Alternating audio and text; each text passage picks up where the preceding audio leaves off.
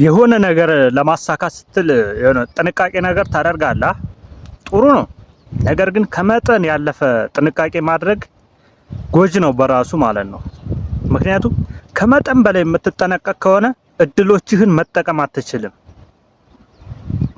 በጣም ስለምትጠነቀቅ የሚመጡልህን እድሎች መጠቀም አትችልም።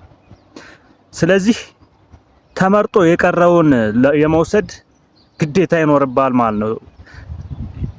እድሉን መጠቀም ካልቻልክ፣ ተሳትፈህ መምረጥ ካልቻልክ ተመርጦ ያለቀውን ነገር ምንም ይሁን ምንም ትወስዳለህ ማለት ነው። ልክ አሁን ሰርግ ቤት ሂደህ ብፌ ላይ ካልተሳተፍክ ፊት ለፊት ሂደህ ቆይ እያልክ የምትጠነቀቅ ከሆነ ተመርጦ ያለቀው ምናልባት ወይ ጎመን ሊሆን ይችላል። ጎመን ታነሳለህ። በቃ ተመርጦ የቀረው ምንም ነገር ቢሆን እሱን ለማሳካት ግዴታ ይኖርባል ማለት ነው። ስለዚህ ከመጠን በላይ ጥንቃቄ ማድረግም የሆነ ነገር ለማሳካት ስትል የበለጠ እንደውም የውድቀትህ ምክንያት ሊሆን ይችላል። ከመጠን በላይ ስትጠነቀቅ ማለት ነው።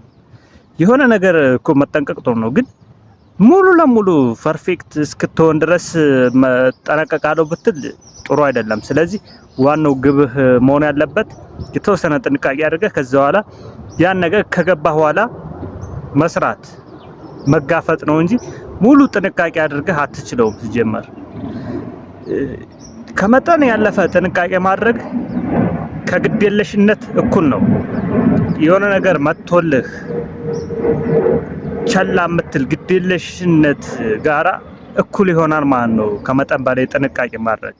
ስለዚህ የሆነ ነገር በህይወት ላይ ማሳካት ስትፈልግ የተወሰነ ነገር ማወቅ አለብህ፣ የተወሰነ ጥንቃቄ ማድረግ አለብህ እንጂ ሙሉ ለሙሉ ከመጠን ያለፈ ጥንቃቄ አድርጌ ምንም ሪስክ የሌለው ነገር ነው የምጀምረው ብለህ የምትል ከሆነ ያን ነገር ላትጀምረው ትችላለህ። ምክንያቱም ከመጠን በላይ የምትጠነቀቅ ከሆነ ያ ጥንቃቄ ራሱ የሚመጡልህን እድሎች እንድታልፋቸው ያደርጋል። ቆይ እስኪ ደግሞ ሌላ ላይ እያልክ ምናምን የሚመጡልህን እድሎች ሳትጠቀማቸው ትቀራለህ ማለት ነው። ስለዚህ የሚመጡልህን እድሎች በቃ ከነ ሪስኩ ከነ የሚያመጣው ነገር መውሰድ፣ በቃ ምንም የሚያምጣ ምንም ያን ነገር ተጋፍጠህ የምትፈልገውን ነገር ማግኘት አለብህ እንጂ በጣም ሲጀመርኩ ከመጠን በላይ ጥንቃቄ ከፍርሃት የመጣ ነው። በወድቀስ የሚል ከፍርሃት የሚመጣ ስለሆነ የራሱ የፍርሃት ምንጭ ነው የሚሆነው። ስለዚህ በጣም መጠንቀቅ አያስፈልግም።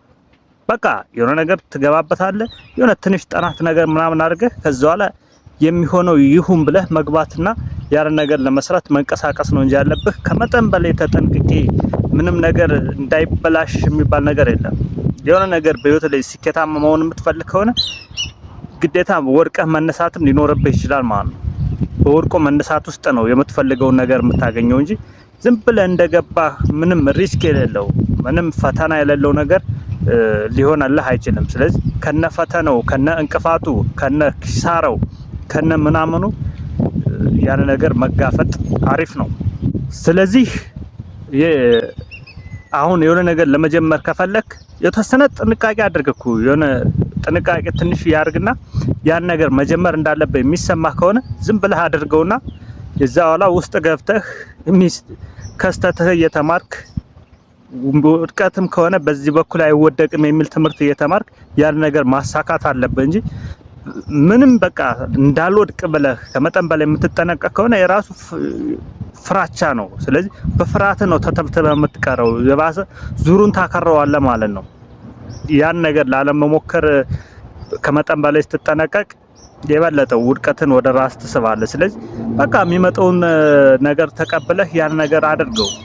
ህልምህ ጋር ማሳካት ከሆነ አሁን ካለበት ቦታ በወጣስ ምናምን የሚል ፍራቻ ከሆነ የተወሰነ ነገር ጥናት አድርገህ ጀምረውና ከዛ በኋላ ከገባህ በኋላ በራሱ በቃ ስገባ ነው በደንብ የሚገለጽ ግልጽ የሚሆንልህ እንጂ ዳር ላይ ሆነህ ሁሉን ነገር አውቄ እገባለሁ ብትል አይሆንም። በቃ ምንም ነገር ሁሉን አውቀህ የምትገባበት ነገር የለም። ከገባህ በኋላ ነው እያወቅህ ከስተት እየተማርክ የምትሄደው እንጂ ከዳር ሆነ ሁሉን ጨርሰህ ስኬታማ ልትሆን አትችልም።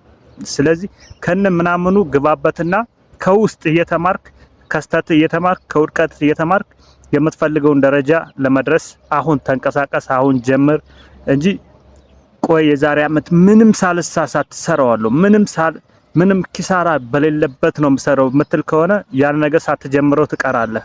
ከዛም ለሚቀጥለው አመት እያልክ እድሜህ እየሄደ አንተም ሳትሞክረው ተስፋ ቆርጠህ በማል ይቀራል ማለት ነው ያን ነገር ሳትሞክር። ስለዚህ ያ ሳይሆን አሁን ተነሳና ሞክረው። አሁን ተነስተህ ተጋፈጠው እንጂ እጅ እንዳሰጥ ከመጠን በላይ ጥንቃቄ ማድረግ በራሱ ጎጅ ነው። ስለዚህ ተነስተህ ተጋፈጠው። በቃ አለቀ።